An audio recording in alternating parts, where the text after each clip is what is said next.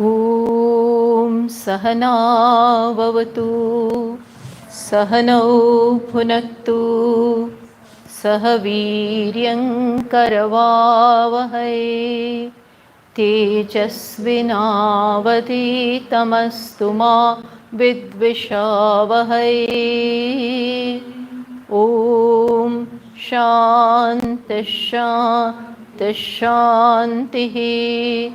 Shruti Smriti Purananam Alayam Karunalayam Namami Bhagavat Padam Shankaram Loka Shankaram Shankaram Shankaracharyam Keshavam Badarayanam Sutra Bhashya Krutau Vande Bhagavantau Punah Punah Ishvaro Gururatmeti Murti Bheda Vibhagine Vyomavadvyapta Dehaya Dakshinamurtaye Namaha. So the topic for this evening is the importance of prayer. See, whenever we are out to do something, there is always a result in our mind. In any undertaking, in any enterprise, we have a certain result in our mind.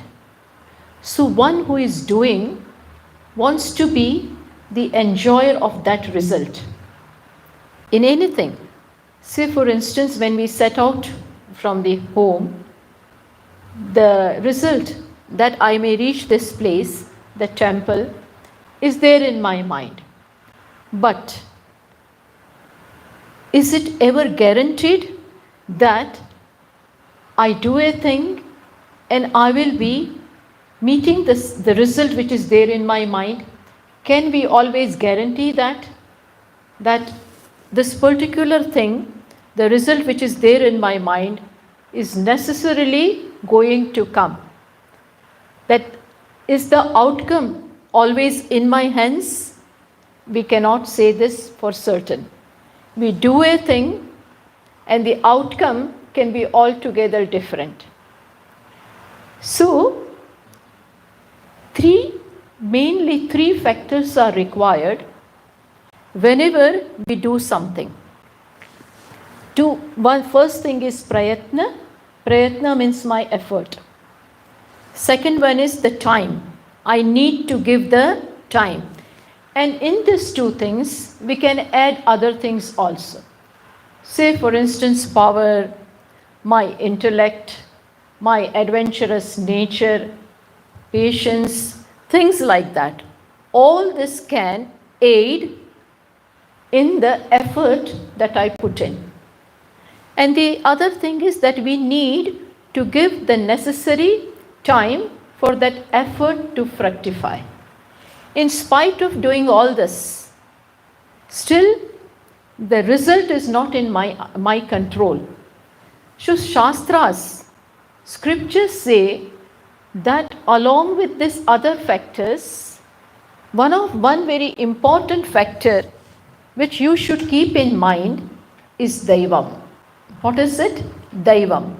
Daivam means Ishvara. So along with the effort, along with the time, we should also keep in mind and take into consideration the third factor. Which is that factor? Which is that factor, Ishvara or Daivam?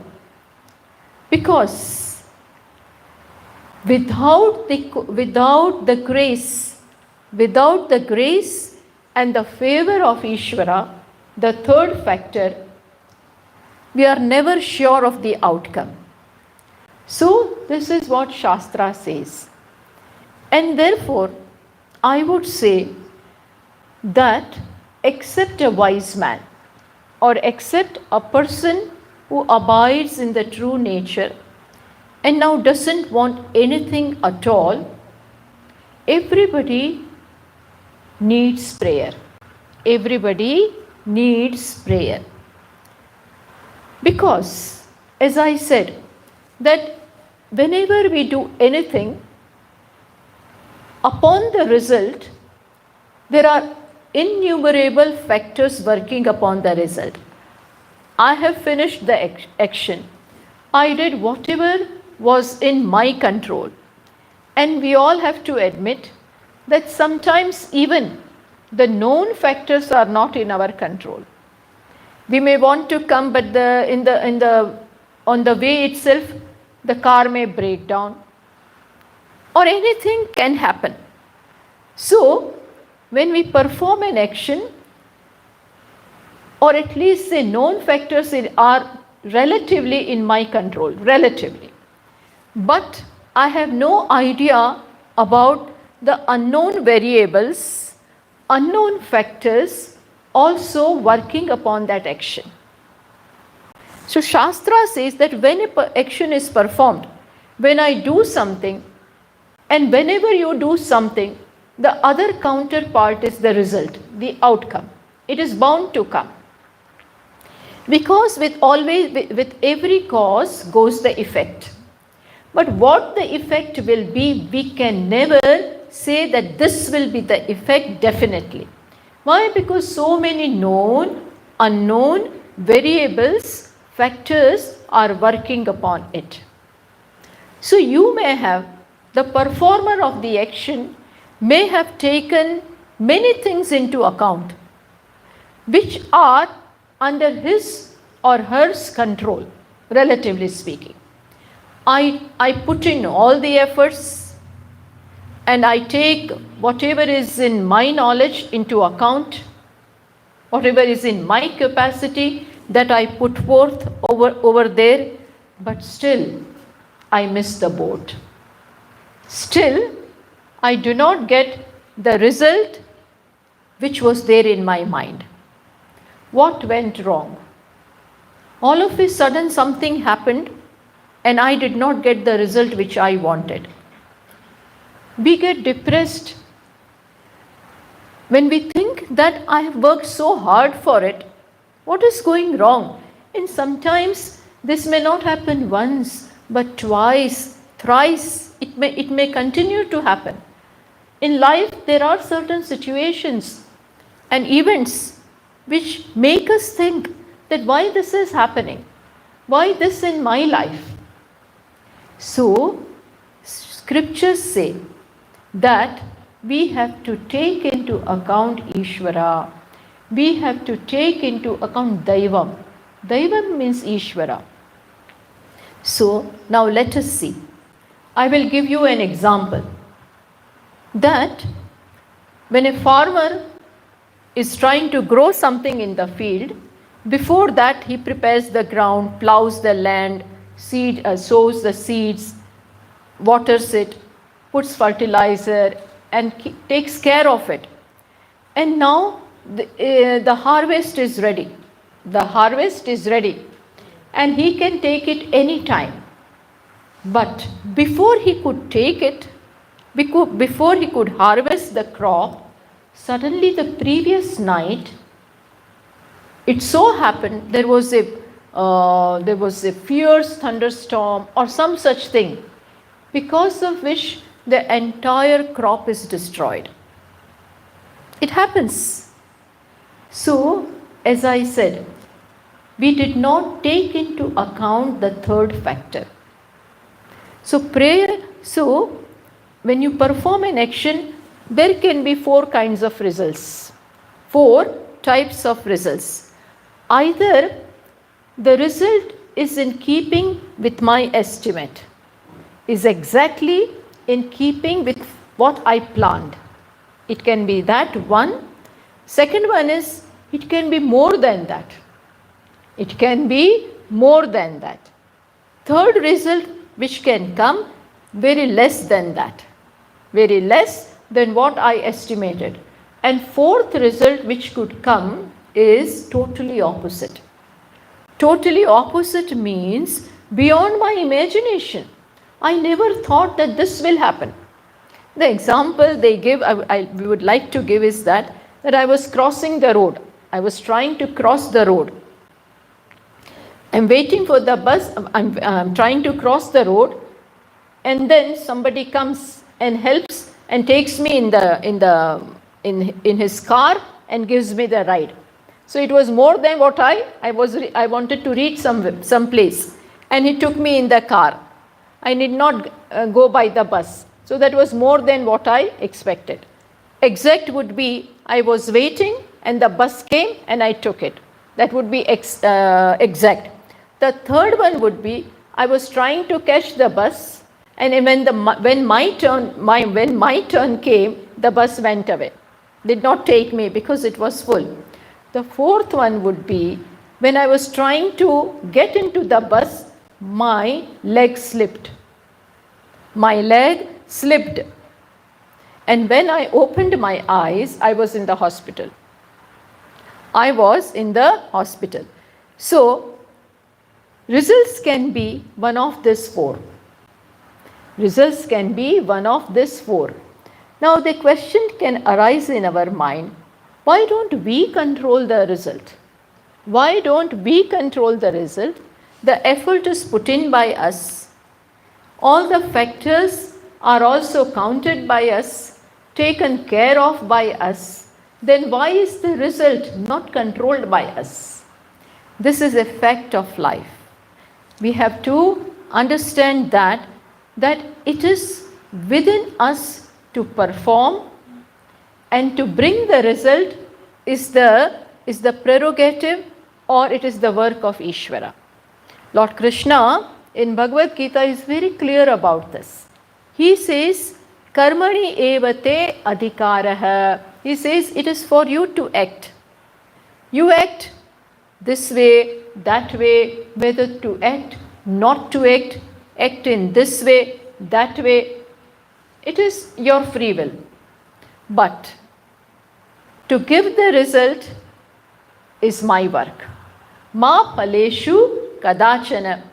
You are the author of the action, Bhagavan says, but not of the results thereof. The result, the outcome is decided by me. Now we have to understand this. That Bhagavan is Bhagavan or Ishvara a dictator? That he decides the result out of his fancy, out of his whims? No. The result that he gives is always in keeping with the action. But I have worked hard, but yes, still, as I said, when an action is performed, my effort and things like that which I put in are definitely working upon it. But at the same time, many variables from the past, many factors and variables from the past are also working upon it, and Ishvara takes all of this into consideration and then gives the result. Not out of partiality, not out of hatred for me or like for me. No such thing. He considers past actions, present effort, and then decides what result has to be given. Now you may question, why past things have to come into this? Why past actions have to work upon the present action? Why should it be like that? Yes, there are these laws of karma. The law of karma. The law of karma means action, when you perform an action, the result will be there. But you have performed many actions in the past too. In the past lives, this is not just the life that we have. We have had many past lives. In all of them, actions are performed. So many, countless actions are there in the account. And some of them may be good, some of them may be bad. I may have performed good karmas, Good karmas are also there. And at the same time, there are certain actions performed by me in the past, consciously or unconsciously. They may be wrong. Wrong in the sense, I may have performed an unbecoming action. It is quite possible, consciously or unconsciously. We don't blame ourselves for that now, but this is a fact. And the law is there, the law of karma is there. So the result will come in keeping with the action. Now it is up to Ishvara. This is where he is the ruler. He is the one who decides. And don't think he is ruthless. He has to give the results in keeping with the jiva's actions. He decides. It is quite possible that I have performed this action, but the result of some past karma, the result of some past karma may infringe upon this, the result of the present karma. You understand what I am saying? I have done this. I did it very well. I applied for a job. My interview was also relatively good. But still I don't get the job. Why? Something happened. What happened? The result of the past, some past karma performed by me of hurting someone or whatever. I have committed, let us say, some papa karmas in the past. It's there in everybody's account. And then it is now giving the result. That has become active. And that comes and clashes here, which does not enable this karma to give the result which was there in my mind. You understand? So the result of the past karma can infringe upon the result of the present karma. We don't know anything about this. We cannot go into the past and find out which result is working upon the other one. This is beyond our capacity. All this is done by Ishvara. He has our entire chart of past each birth, and whatever I went through, whatever I did before him, it is a super duper super computer, memories and totally kind. We will see that. So this is his right.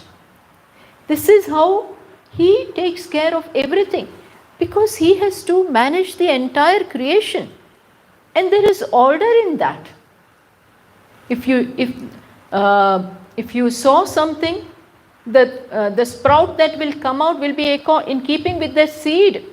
If you sow a lemon seed, apple is not going to come out from that. Apple tree will not come out. Lemon only will come out. This is the law. As you sow, so shall you reap. This is the law. And that is how the creation is working. Man has, or anybody has, no business to violate the rules. There are laws, moral laws, ethical laws, that everybody wants to be happy. Just as I want to be happy, you too want to be happy. So I have no right to snatch away what belongs to you. Come in the way of your happiness, because I will not like if you come in the way of my happiness. So, and then in spite of this, when because of my selfishness, because of the pressure of my desires, if I take away, snatch away what rightfully belongs to you, then I am breaking that law. You are hurt by that. I may not be in position to do anything, and I suffer that, but I cannot get away with that. I cannot in any way get away from this court Supreme Court and whatever court here, you may get away with your smartness, but not from the court of Ishvara. In this life or other lives, the result is waiting for me. The result is waiting for me. This is all to understand. The law of karma is a big shock absorber. We should know this. So, what I am saying is that results or the effect will be in keeping with the cause. When I know all this, then I can work upon it. Here comes the need for prayer. Here comes the need for prayer. Prayer will come. Prayer means humble plea, entreaty, request. But when will you make a request to someone? When you realize, when you intimately come to know that I am limited, my capacities are limited, my knowledge is limited, no matter how powerful I may look, how knowledgeable I may look, but still everything is limited. I don't call all the shots. I don't call all the shots, no matter how hard I try. Every time I am not successful. I tried my best to hit the ball, but missed it, and the catch came in somebody's hands. I'm out. We lose the game. The game which we were about to win is lost. My capacities are limited. But who is not limited? Ishvara is not limited at all.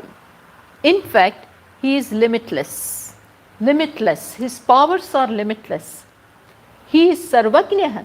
Sarvagnaha means all-knowing. All-knowing. Past, present, future. Which planets are working, what he did in that life, this, everything is right before him in his memory. Plus, he is all powerful. Not only is he omnipotent, not only is he omniscient, that is all knowing, but he is also omnipotent, which means Sarva Shaktiman. Plus, the most important thing is that he is kind. He is ocean of kindness. Power is there, knowledge is there, plus the most important qualification, virtue, is this, that is all compassion. Okay? So now, if I am aware of this, if I know this, that I need help, I need help. And to tell you the fact that living intelligently is seeking help when you require. That would be living intelligently. When I need help, then I must be ready to seek that help. No, not be very proud. No, I am capable. I will do anything. This pride will very soon be flattened. There are events in life, circumstances in life, which humble us in no time. As I said, what is up there in the sleeves of the future, we don't know. How the next moment will be, can anybody say? The best of the astrologer also sometimes cannot say. And even if he says, he cannot control. He may say, this is going to happen. Then it will happen. He cannot control it. So, here comes the need for prayer. We pray. We make a request that my powers, my knowledge, everything is limited. Ishvara, you are not limited. Plus, consciously, unconsciously, I may have done certain wrong things in past. Maybe I did not have knowledge. Maybe morality was not there. Maybe I was weak. Maybe that upbringing was wrong. Whatever. I have done certain wrong things. I'm not even aware of them now. In some past lives. But today I pray to you. Today I pray before you. So whenever we undertake anything, we make a prayer that please help me in getting the outcome which I desire. Help me in getting the outcome which I desire by removing all the obstacles which are standing in way, all the obstacles which can obstruct the result, favorable result. O Ishvara, please keep them away. This not just for the sake of saying, and whether we are sincere or not, that He knows. He knows. So we should be very sincere in making commitments. It's not that I can fool him, that because I want an outcome I pray and then forget him. No. We realize our mistakes, and when we pray, it is quite possible that He can remove, because He is all powerful. He can, my sincere prayers plus commitment now to become good can neutralize. Prayer has that power. When you really pray in any language, when you really pray to Ishvara, call out to Him, go to Him like a child or a friend or a father, mother. There can be any relationship with Ishvara. That is why we see that bhaktas, all devotees, have all kinds of relationship with Ishvara. Ramakrishna Paramhamsji looked upon looked upon that Kali as mother. Mirabai looked upon Bhagavan as her beloved. Somebody, Yashoda, looked upon as child. So any gopis, for gopis also he was beloved. For some father, Ramana Maharshi Ji looked upon Shiva as his father. In this relationship, have some relationship with Ishvara. Have some bond with Him. And then when you pray, that prayer works. Why it works? Because it is also an action. Prayer can be performed at the level of speech. It can be performed at the level of action, puja, yajna, things like that. At the level of speech, you sing kirtana, take His name, all engrossed in that. It can be done mentally too, mental upasana, in any way. But it is an action. It is definitely either mental action, verbal action, or physical action. And whenever there is action, what will be there? What will follow? The result. And since this was the action, good action, there in all likelihood the result will come. Now we have to understand that if your prarabdha, if your destiny is too strong with reference to certain things, because destiny is also nothing but, result of the past coming. Result of the past fructifying is called destiny. Now, in that, some of the actions are bringing the result, and that is very strong. If that is very strong, then by this prayer, the entire thing will not be wiped out. Some result will definitely come. But because of the prayers, the result will be neutralized or lessened to some extent. You understand what I am saying? It may not totally go away. If it is written that this is going to happen, it will happen. But without the prayers, it would have cost you your head, which now costs you your hat. Otherwise, it would have cost you your head.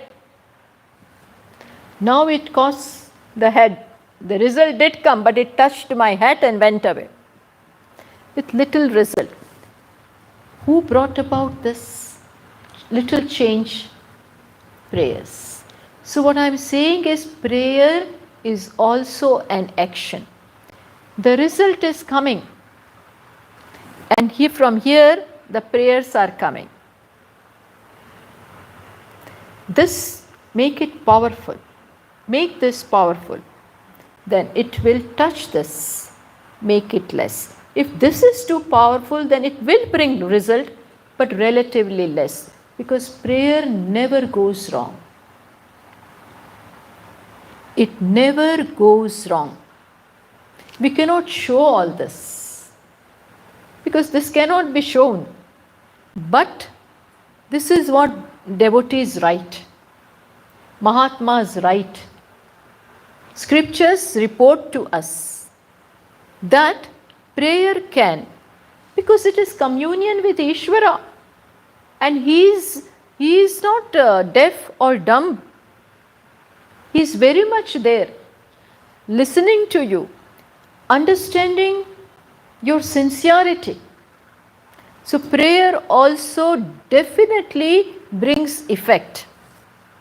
So they say, prarabdha, that is destiny, is like a river. We are in this river of destiny. But what is purushartha? Prayer will be purushartha, my work. It is like a boat. It is like a boat in which I have oars in my hands, with which are like oars, with which I am going ahead, with which I try to navigate my way in this river of destiny. I may have little freedom, not much, but definitely I have little freedom. Prayer brings about that. So never give up. Never give up. That no, it is written in my prarabdha and I have met with so many failures, nothing is going to happen. Never give in to this kind of bent of mind. Always keep on working. Because Bhagavan is there and he is kind. And he is always waiting for the child to understand all this. He is not out to punish. Even when we are getting the results of some bad karmas, don't think it is punishment. It is never a punishment. Mother will never punish a child. Even if she punishes, it is with which intention? It is to make him learn. And even by giving bitter medicine, why she will push it into his mouth. But she is so caring that let it be pushed now so that he will be fine. Even let him cry just now. But she will make him cry so that he will have good health. Similarly, Bhagavan also is mother of mothers, father of fathers, beloved of beloved. He never wants the child to suffer, but definitely learn. Definitely learn. And for learning, if something is required, he will bring. And my own actions, he will not create those bad actions and bring the result. No, they are there in my account. And they are coming. But prayer handles things. Prayer can, to a large extent, minimize. And that is why you will find in our culture so many different kinds of prayers are there. Broad spectrum prayer is also there. You may say, I am not interested to know all that. I will pray in my own way. Do that. Nothing wrong. But if you are interested, there are prayers for every kind of thing. I'll just give you an example.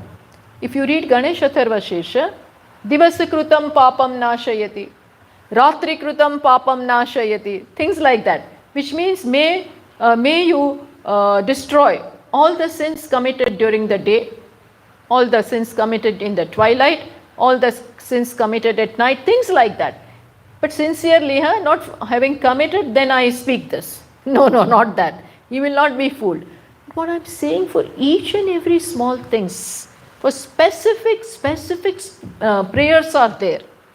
For small, for atoning, as an atonement to what I have committed. Those prayers are there. We can utilize them. Now, a question may ask, then if Ishvara is Ishvara, all kind and compassionate, why should he not listen to me and be kind to me without my prayers? People can ask like that. People do ask, I will not pray. But why should he not be kind? Why should he be kind? You are not ready to recognize him. For you, he is not there anywhere in the picture. You are too proud. The pride is so much. Where is Ishvara? If he is there, let him come before me. As if Ishvara has no other business. We are too proud. That Ishvara is there.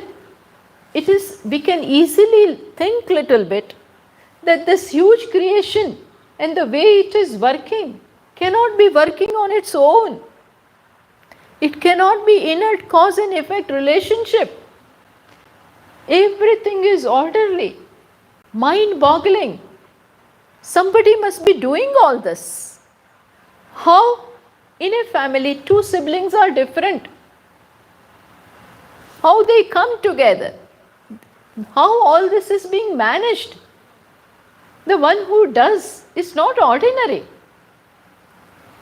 So if we think little and prick the balloon of our pride, we will be able to see that Ishvara is there. Have Shraddha.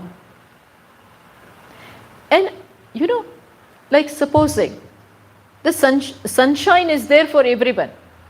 But if I close all my windows, draw all my curtains and everything, and then I complain, sun is very partial. Sun is very partial. He doesn't give light to me. But did you remove your curtains? Did you open the window? You have closed it. How will he come? How will sun bring his rays here? He is there. So something is to be done from our side too. He is there. But am I available? Am I available? Rain is coming, I cover myself with umbrella. He is showering, it's just an example. Similarly, our pride, our ego, lack of knowledge comes in the way of our praying many a times. Why should we pray? He can give. He will give what is there written in your prarabdha. That will come according to your actions. But what could have happened? You could have brought about some change. That will not happen. You understand what I am saying? I could have approached him in dire situations in my life and could have changed it. But that I never tried. In Bhagavad Gita, Lord Krishna says, who can pray? Who can pray? Not everybody can pray. This is all very pragmatic to understand. This is all very pragmatic understanding. See, Lord Krishna says, Chaturvida bhajante mam Chaturvida bhajante mam janaha sukrutin orjunaha. He says there are four kind of people who are humble and who have done some meritorious deeds. They can pray. Who are those four? There are categories in them. There are categories in them. First one is arthaha. Arthaha means a person is in in such a situation where he cannot come out in any way. All the doors are closed. It happened with Draupadi. If you remember, do you know about something about Mahabharata? If you know, then I can say. Draupadi was being insulted because they lost that game of dice. Draupadi is the wife of the Pandavas. And then they lost it, the whole kingdom and everything. Then these people, Kauravas, are insulting her. And all her 5 husbands are sitting there. Nobody could help. Why? Because they have lost the game. And Yudhishthira, the elder one, had put everything in stake. And now Dushasan, the second one of the Kaurava, is insulting her, removing her sari, pulling her sari. That time she approached, looked at all 4 of her husbands, the king and everybody kept quiet. Then in this dire situation, then finally she folded her hands and gave surrender totally unto Ishvara, called out Achyuta, called out Lord Krishna. Lord Krishna was always her friend. Calling out me, oh Achyuta, please help me. There is no one to help me. Only you can help. She cried and said, moment, what happened, you know? They were pulling her sari, but the sari became longer and longer and longer and longer. So Bhagwan came in the form of sari. It became so long that fellow, he was exhausted and he fell down. But nothing happened to her. So this is Artha Bhakta. This is a devotee who calls out to Ishvara when in problem. When in problem. Nobody is there. Nobody can help even if they are there. When you recognize, then you call out to Ishvara and he comes. There is other Bhakta called Artharthi. This Artharthi Bhakta means he is a smart person. He wants something, wants a profit in business, wants a good job, wants to get married, appearing for examination. At that time he remembers Ishvara. At that time he will remember Ishvara. And what does he do? If I pass, if I get the job, I will come to the temple and offer this much. I will do this, I will do that, things like that. But he knows, this much he knows what? That Ishvara can help. So he takes him into confidence. This is also a bhakta. Third one is called Jignasu. Who now doesn't want anything? See, when such experiences happen in life, then a bond is established. With Ishvara, a bond is established. A relationship is established. And now your desire is, I don't want anything. You have given me everything. Now I want to know you. Now I want to know what is the truth. What is the reality? I don't want mundane things. I don't want flimsy things of life which come and go and leave me high and dry. Again a beggar. I don't want them. I want to know you. Who are you? Then that knowledge also comes. Just as it happened in case of Arjuna. In the battlefield he suddenly changed. His mind suddenly changed and war was kept aside and he said, teach me now. He said, teach me what is the truth. That prayer is also fulfilled. And the last prayer is by a man of knowledge. He has no desires, no needs, but still he keeps on praying for this, for the cosmos, for everyone. May everybody be happy. Sarve bhavantu sukhinah. Sarve santu niramayaha. May everyone, wise man, for them, happiness of each and every being is important. So themselves, they have no desire, but they keep on praying, "Oh Ishvara, give everyone what they want. In short, take care of them. Keep away natural disasters. Let people be happy. Let people remain without problems," things like that. But they also pray. And the prayer is always answered. Swaminiji, what is the proof that prayer is efficacious? That prayer brings result. How can you say? People ask questions, that what the result was, again, was due to my effort. Where did prayer come in? Then I will just exemplify that with a small story. Not a story, but it is reported in Shastras, we get this story.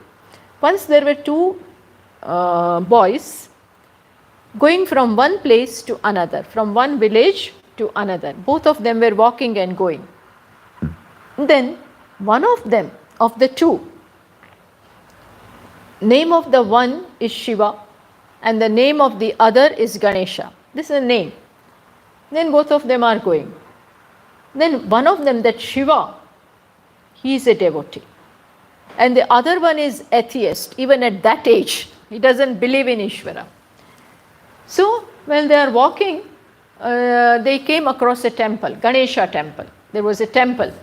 So this fellow who believes Shiva, he says, "Let me go inside, have darshana, and I'll come back. Then we will proceed." That fellow, another fellow, he says, "Why are you wasting your time? What happens by going to temple? Nothing but sheer waste of time. Let us proceed." "Well, you just wait for me, I will come soon." Saying this, Shiva went inside. He prayed before Ishvara and then came back. When he came back and he was wearing his chappals, wearing his shoes, that time all of a sudden he shouted. Why? Because there was a scorpion inside. In the shoe, there was a scorpion who he must have gone inside and he bit him. So this fellow is crying like anything. And inside he felt, why this happened to me? So the other fellow is coming. "Did I not tell you? Did I not tell you that you are wasting your time by going to temples and things like that? See what I got. I did not enter the temple. I was standing outside and what I got." So this fellow is asking, "What did you get?" He said, "When I was waiting outside and I looked below and I found a silver coin." What did I find? I found a silver coin. So he is saying, "See, I did not go to temple, neither did I pray, nor did I get inside, but I found a silver coin. And you went inside, prayed before God, and you were bitten by a scorpion. All this is useless, prayers and things like that." This fellow is really feeling bad. This fellow, it was like, to throw something on the wound that is there. So he really felt bad.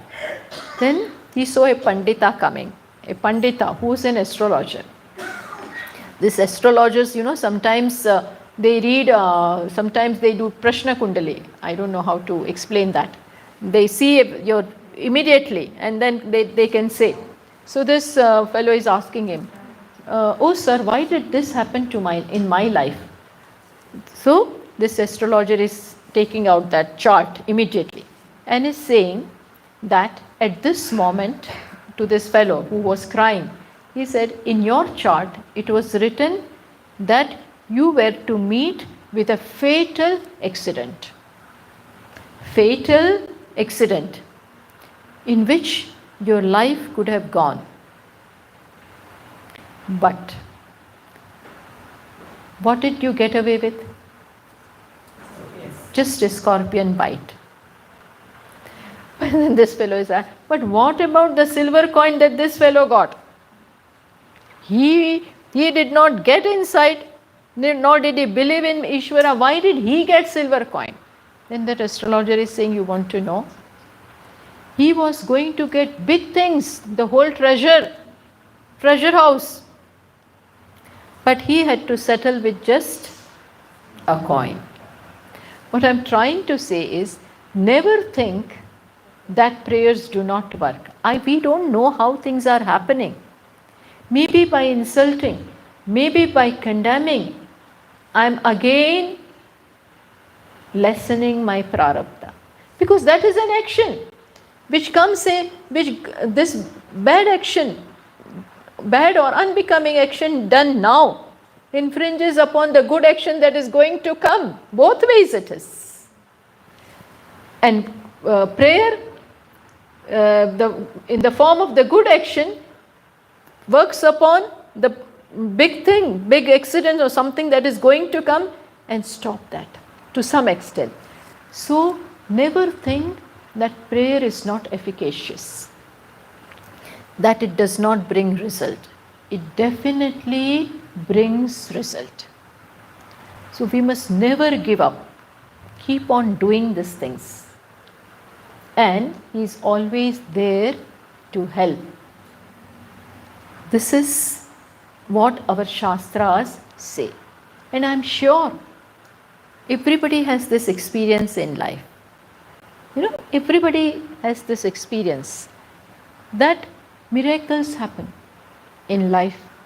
Miracles do happen. Why? You were about to die and things change. Some medicine works. All of this is there in everybody's life, which shows that even though I do not see Ishvara, He is there listening to me. When I call out, He is listening and is all powerful to neutralize the effects that is there.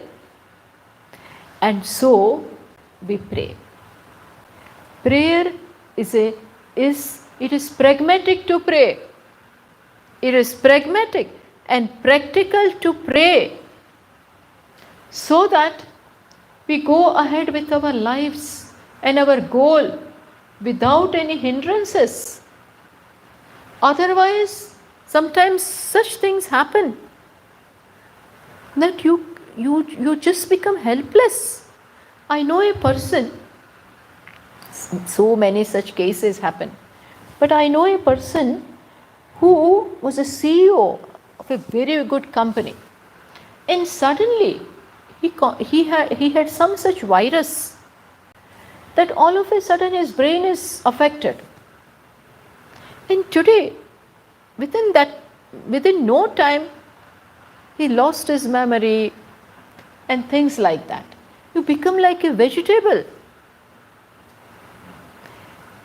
What I am trying to say is that be humble, see our limitations, and always have prayers in life. Keep Him with you. He can be a big shield in your life. Bhagavan can be a shield. Prayer is a powerful weapon or a tool or an aid that is given to me, by which I can connect. You must not be knowing. All great men pray. All great men. Whether Swami Vivekananda, Raman Maharshi, Gandhiji. Gandhiji used to say that without prayer is my food. Without that I cannot proceed. And it is written in his autobiography that for the independence struggle in India, before each movement that he began, Salt movement and Quit India movement against the Britishers and all that, we were fighting against Britishers on the non-violence basis, with the weapons of truth and non-violence. We had no other weapon. But he brought out different movements called Satyagraha. And he has written that before introducing a movement, every time I would sit in prayer and I would get the ideas. That now do this, now begin this. And then he would introduce that. During that salt movement, everybody opposed it. All the others, all the other leaders were against that. He said no, because he was convinced. He had that inspiration. Because he said, I would pray and then begin.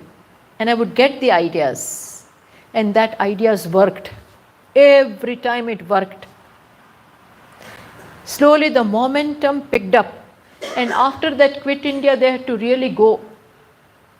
So, it is the experience of everyone, even wise man, that prayer brings result. So, it is humble to pray. If things can change, if anybody can change, then it is only Ishvara. Only He can change anything. So, be humble and have some time for prayers in your life. Specific prayers, general prayers, whatever. Have that in life.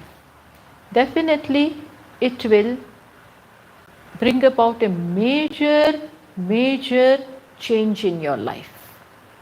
There is no doubt about it. So with this, we now conclude. Okay. Om Purnamataః Purnamidam Purnat Purnamudachyate Purnasya Purnamadaya Purnameva Vashishyate. Om Shanti Shanti Shanti. Harihi Om. Shri Gurubhyo Namaha. Harihi Om.